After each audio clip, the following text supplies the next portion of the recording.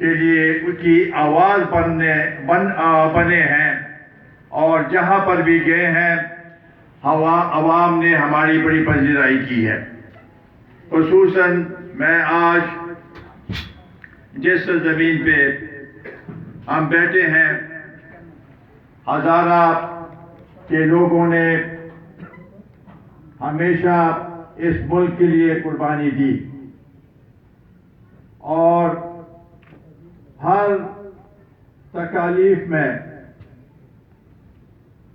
ملک کا ساتھ دیا اور ساتھ کھڑے ہوئے، اور یہی ہمارا مقصد ہے کہ قومی وطن پارٹی ہر علاقے کی ترجمانی کرتا ہے،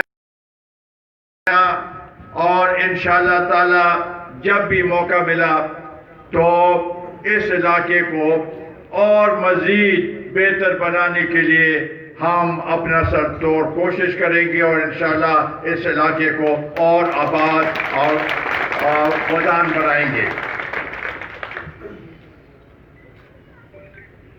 آج ملک کے جو سیاسی صورتحال ہے اور جو بدحالی ہے،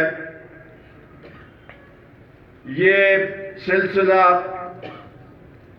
2018 میں جب ملک میں الیکشن ہوئے تو ہم نے دیکھا کہ جو عوام کی عوام کے جو خیالات تھے اس کے برعکس نتیجے آئے۔ خاص کر اس صوبے کی تو میں اگر مثال دوں، میں جس پارٹی نے بھی اقتدار سنبھالی اور وقت حکومت سنبھالی تو دوسری دفعہ ان کے وہ سیٹیں نہیں آئیں جو کہ پہلی دفعہ آئی تھی، کیونکہ لوگوں نے اس وقت مایوسی محسوس کی۔ پچھلے 5 سالوں میں، اس سے پہلے جو 5 سال یہاں پر پی ٹی آئی کی حکومت تھی،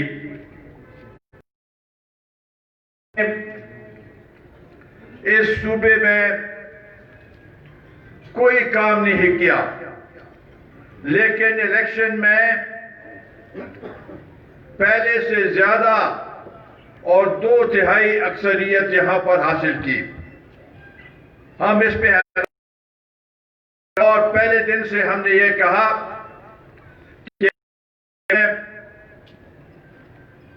انتخابات میں دھاندلی ہوئی ہے، اور ہم اس انتخابات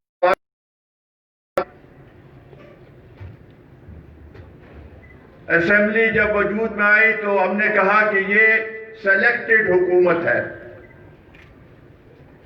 یہ عوام کی ترجمانی نہیں کر رہا، عوام کے جو اصل نمائندے ہیں وہ نہیں آ رہے، اور 2.5 سال اس حکومت کو ہو گئے۔ ہماری جو پیشن گوئی تھی وہ صحیح نکلی۔ 2.5 سالوں میں لوگوں کو اتنا مایوس کیا، خصوصاً مہنگائی اور بے روزگاری سے لوگ اتنے پریشان ہوئے کہ آج وہ لوگ جنہوں نے پی ٹی آئی کو ووٹ دیا تھا، آج وہ منہ چھپائے لوگوں کے سامنے آ بھی نہیں سکتے۔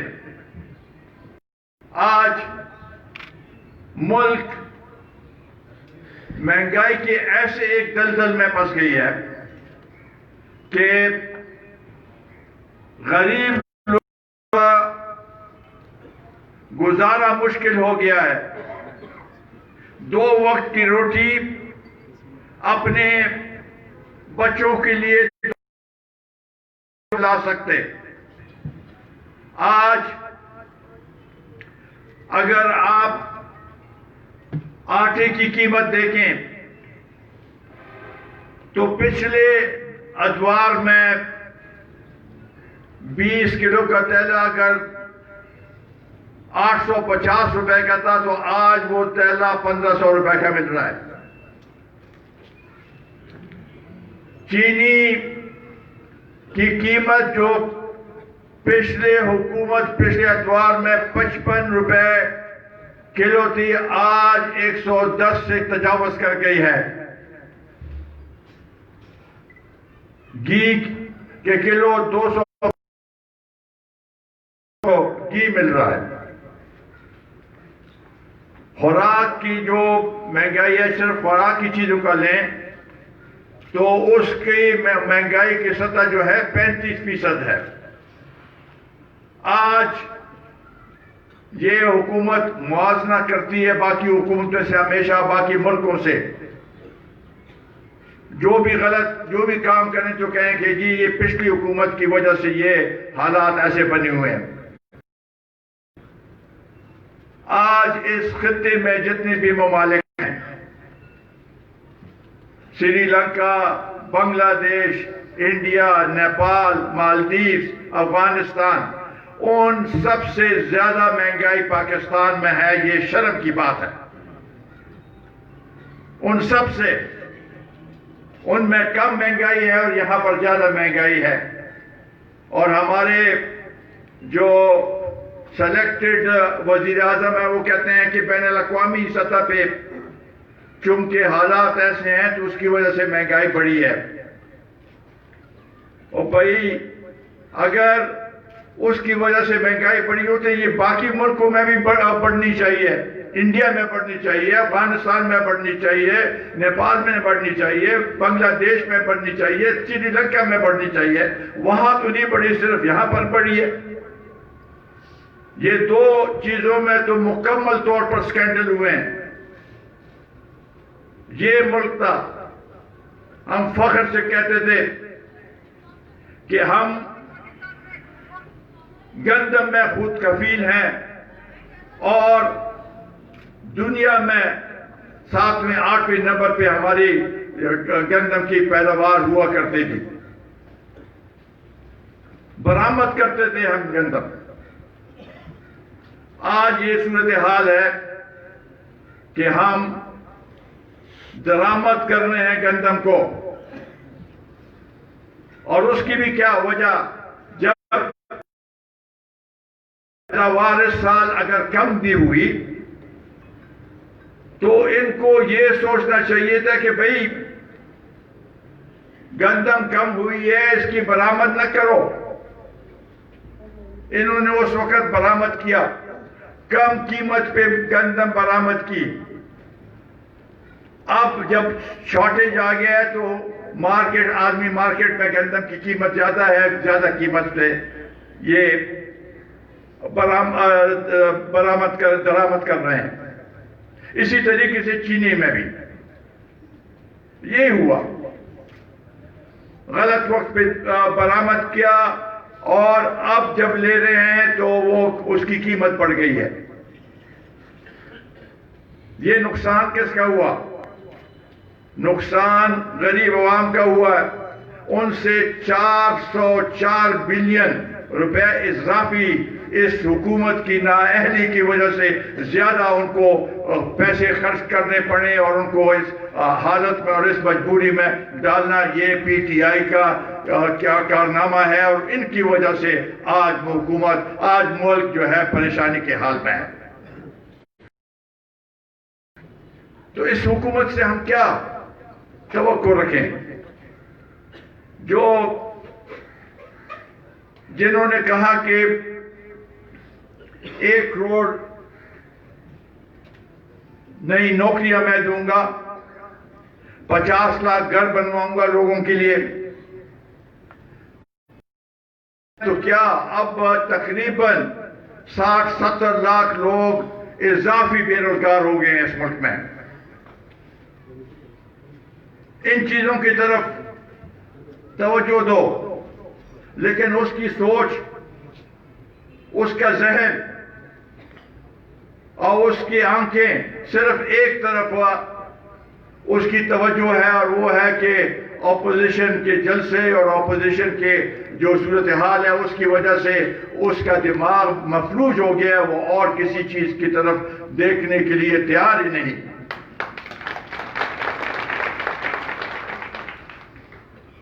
آج اگر پی ڈی ایم ماضی وجود میں آئی ہے تو ہم آپ لوگوں، ہم نے آئین اور قانون کے دائرے کے اندر ریلیاں، گجرانوالہ، کراچی، کوئٹہ اور انشاءاللہ تعالیٰ 22 تاریخ کو پشاور میں بھی ایک عظیم شان جلسہ ہوگا۔ یہ کہتا ہے کہ جلسوں سے کچھ فرق نہیں پڑتا۔ اگر نہیں پڑتا تو آپ اپنا کام جاری رکھیں۔ آپ کے جو اتنی فوج آپ نے رکھی ہوئی ہے ترجمانوں کی، اتنی فوج رکھی ہوئی ہے وزیروں کی، وہ دن رات سوائے اس کے کہ اپوزیشن کے خلاف غلط پروپیگنڈا کرے اور ان کا کوئی کام نہیں۔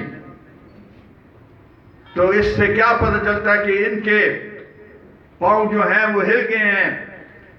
آج عمران خان عوام میں آ نہیں سکتے، آ جائیں گے تو لوگ جوتے ماریں گے اس کو۔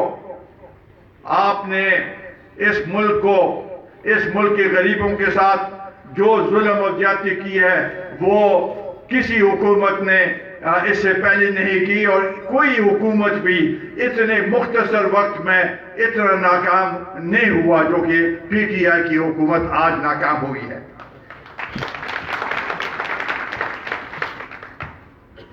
اس صورتحال میں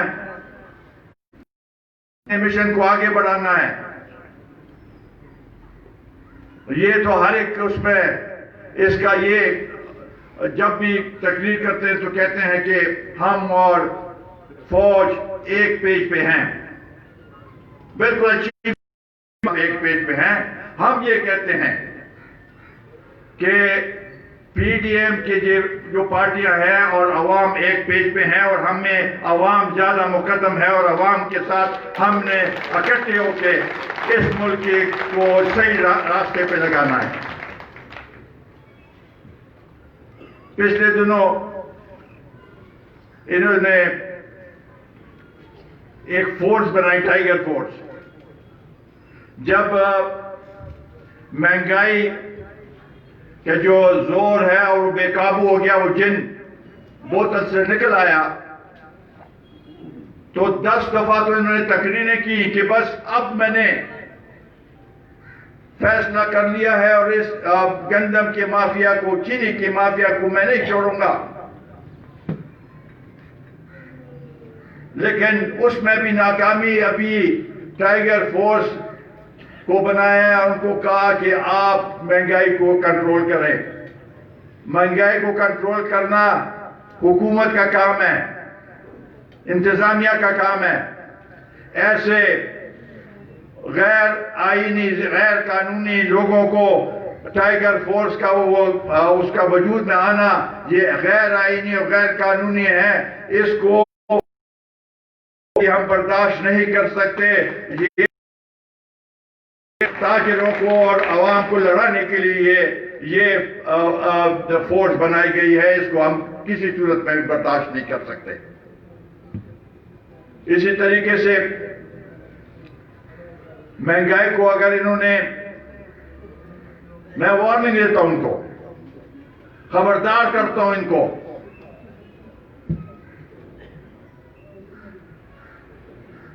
ان کو اگر یہ اس ملک کے خیر خواہ ہیں، اس ملک کو کے لوگوں کو خوشحال دیکھنا چاہتے ہیں، بچوں کو ان کے منہ پہ مسکراہٹ دیکھنا چاہتے ہیں تو مہنگائی کو ختم کرو. ایک ہی مسئلہ ہے مہنگائی مہنگائی مہنگائی، اور اس سے لوگوں میں جو طوفان اٹھ رہا ہے، یہ طوفان اگر صحیح اقدامات نہیں لیے گئے تو یہ طوفان اس ملک کو لے ڈوبے گا خدا نخواستہ، اور ہم یہ نہیں چاہتے، اور اسی لیے میدان میں نکلے ہیں کہ آپ کی آواز ہم کو پورے ملک کو تاکہ آپ کی آواز پہنچا سکیں، تاکہ ہم اور آپ ایک پیش پہ اس لیے ہوں گے کیونکہ ہمیں پتہ ہے، ہمیں فکر ہے عوام کی مصیبتوں کا، عوام کی مشکلاتوں کا، چاہے وہ مہنگائی ہے، چاہے وہ بے روزگاری ہے، چاہے وہ ناانصافی ہے، ان سب کا انشاءاللہ تعالی ہم مقابلہ کریں گے. اور یہ سلسلہ جو ہے پشاور کے بعد ملتان، پھر لاہور اور اس کے بعد اسلام آباد پر، اس وقت بھی یہ صورتحال بدلی نہیں تو انشاءاللہ تعالی اسلام آباد کی طرف لانگ مارچ کریں گے اور لوگوں کو بتا دیں گے، اور بین الاقوامی سطح پہ حکومت کے ساتھ کوئی نہیں ہے، اس کے ساتھ وہ خوش آمدی ہیں جو دن رات اسمبلی کے اندر برا برا کہتے ہیں اپوزیشن کو، اور ان کا کوئی کام نہیں ہے. انشاءاللہ تعالی ہم سمجھتے ہیں کہ یہ بہت جلد یہاں پر تبدیلی آئے گی، الیکشن ہوں گے. یہ کہتے ہیں کہ جی یہ غداری کا لیبل لگانا ان کے لیے کوئی بڑی بات نہیں،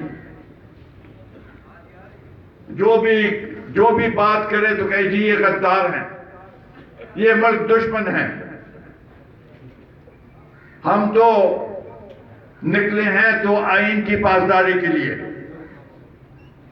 آئین ملک کا آئین جو ہے مقدم ہے، اور اس سے تجاوز جو بھی کرے گا ہم اس کے خلاف ہوں گے. پارلیمانی نظام ہے، ہم چاہتے ہیں کہ اسمبلی کو صحیح طریقے سے چلایا جائے. ہم سمجھتے ہیں کہ ہر ایک کے ساتھ انصاف ہو.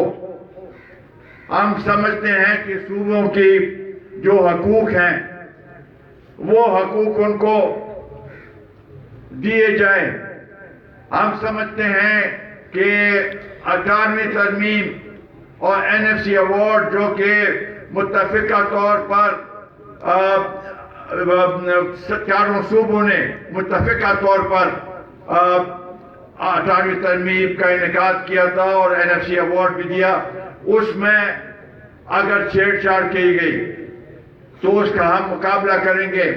وہ اس لیے کہ NFC ایوارڈ میں جو ہمیں وسائل مل رہے ہیں، اگر اس میں کمی آ جائے تو یہ صوبے جو ہیں اپنے پاؤں پہ کھڑے نہیں ہو سکیں گے. جب تک صوبے اپنے پاؤں پہ نہیں کھڑے ہوں، جب تک صوبے اقتصادی طور پر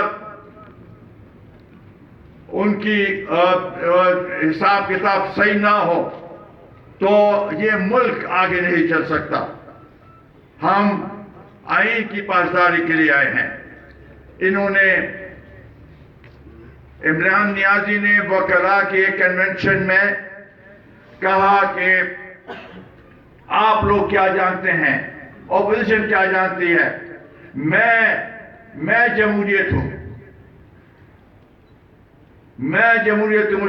اس نے کہا اچھا بھائی اگر آپ جمہوریت ہے تو یہ آپ کے جو اقدامات ہیں وہ تو سب اس میں کوئی بھی جمہوریت کا ہمیں کوئی وہ نظر نہیں آ رہا. آپ نے جب اسلام آباد میں دھرنا دیا تو اس میں آپ نے کیا کیا؟ پارلیمنٹ پہ حملہ کیا، T V station P T V پہ حملہ کیا، سپریم کورٹ پہ حملہ کیا. سول نافرمانی کے لیے انہوں نے دعوت دی اور بل پاڑ دیے کہ ہم نہیں دیں گے بل، اور لوگوں کو کہا کہ بل نہ دو. سول نافرمانی. بیرون ملک جو ہمارے پاکستانی رہتے ہیں نے کہا کہ بینکوں کے ذریعے پیسے مت بھیجواؤ، ہونڈی کے ذریعے بھیجواؤ. یہ اس کی جمہوری پسند، یہ جمہوریت اپنے آپ کو جمہوری شخص کہتا ہے.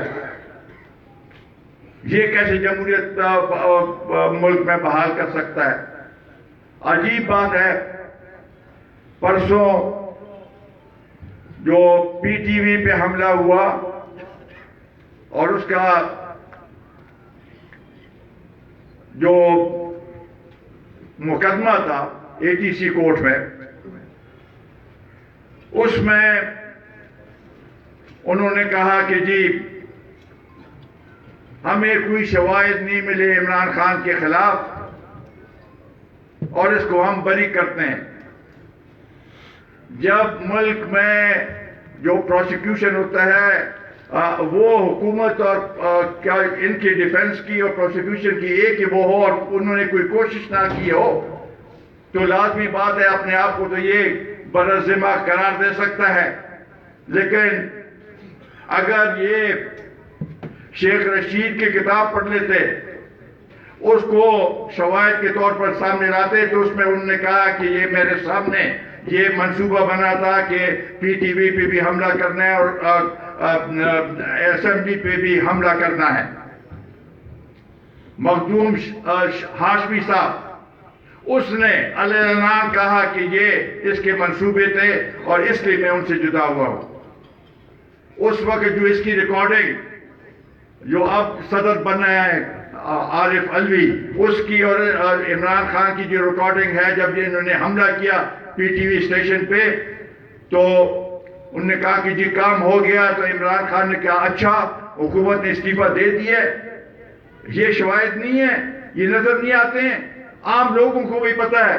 آپ اس کو کیسے برالذمہ وہ کرتے ہیں؟ یہ کیس ہم نے دوبارہ جب بھی موقع ملا یہ دوبارہ اس کو ری ٹرائل ہونا چاہیے تاکہ دودھ کا دودھ اور پانی کا پانی ہو.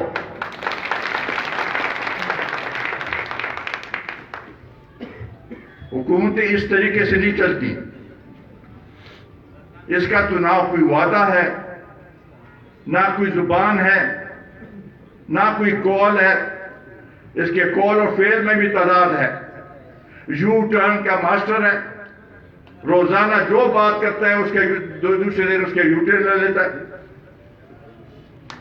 اور کہتا ہے کہ ہم ریاست مدینہ، پاکستان کو ریاست مدینہ بنائیں گے.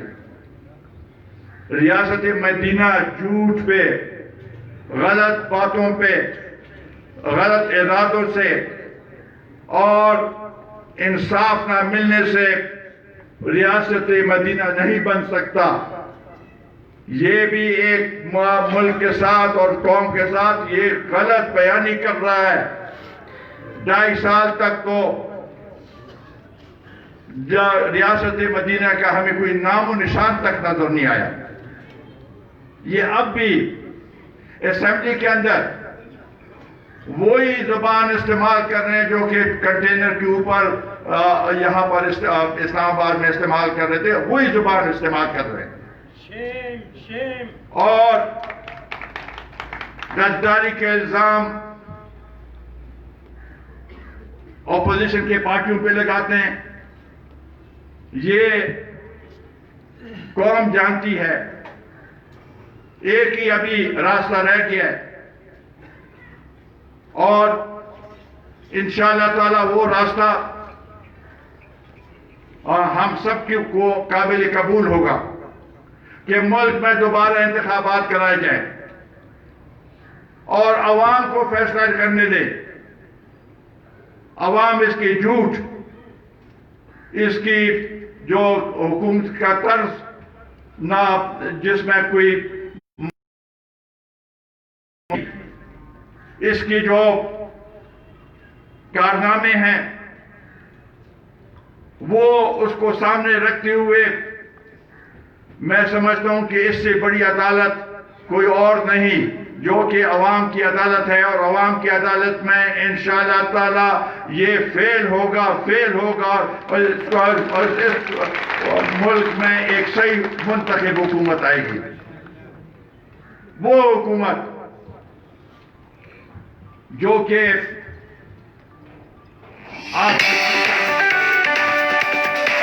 وہ جو فیصلے کریں گے عوام کی تکالیف کو مد نظر رکھ کے فیصلے کریں گے. اس کی طرح نہیں. ہم کسی صورت میں بھی قومی وطن پارٹی کو یہ قبول نہیں کہ IMF آ کے ہمارے فیصلے کرے, ورلڈ بینک آ کے ہمارے فیصلے کرے.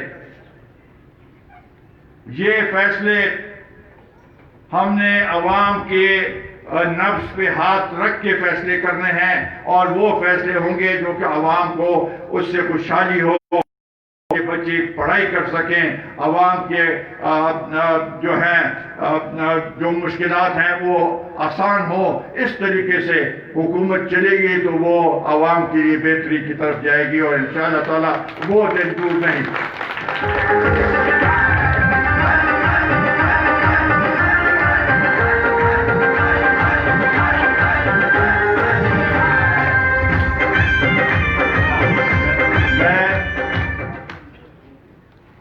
ہزارہ کے لوگوں کو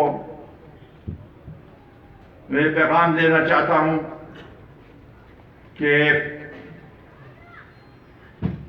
ہم اگر پہلے بھی حکومت میں آئے تو ہم نے ہزارہ کو اپنا حق دیا, ان کے ساتھ ناانصافی نہیں ہونے دی. آپ لوگوں نے بڑی قربانیاں دی ہیں. آج تربیلا ڈیم کی وجہ سے یہاں پر بہت سے خاندان نے قربانی دی اور وہ بے گھر ہوئے. یہ قربانی ہم کسی صورت میں بھی نہیں بھول سکتے. جناب حیات محمد خان شیرپاؤ شہید جب پانی کے وزیر تھے تو انہوں نے تربیلا ڈیم کی فیکٹریز کو ہر ممکن سہولت دی اور کوشش کی.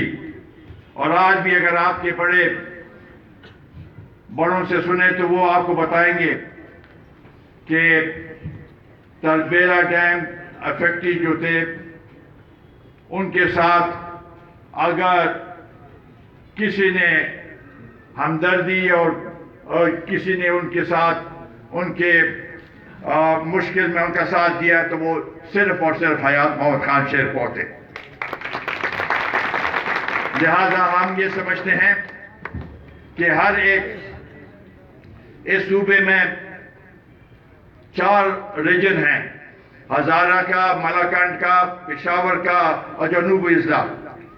جو بھی ہمارے وسائل ہیں ان کو برابری کی بنیاد پر تقسیم ہونا چاہیے اور ہر ایک کو اپنا حق ملنا چاہیے. ساتھ ہی ساتھ جو پسماندہ علاقے ہیں ان کو ترجیح دینے کی ضرورت ہے.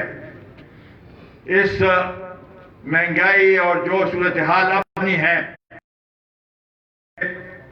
جو غربت میں اضافہ ہوا ہے, وہ خاص کر ہمارے صوبے اور بلوچستان میں اس میں اضافہ زیادہ ہوا ہے, کیونکہ یہاں پر لوگوں کے پاس کوئی وسائل نہیں ہے, زمینیں نہیں ہیں, کم ہیں, اور کوئی یہاں پر کارخانے نہیں ہیں. اس وجہ سے نہ روزگار ہے اور نہ معیشت کی اور کوئی سہولت.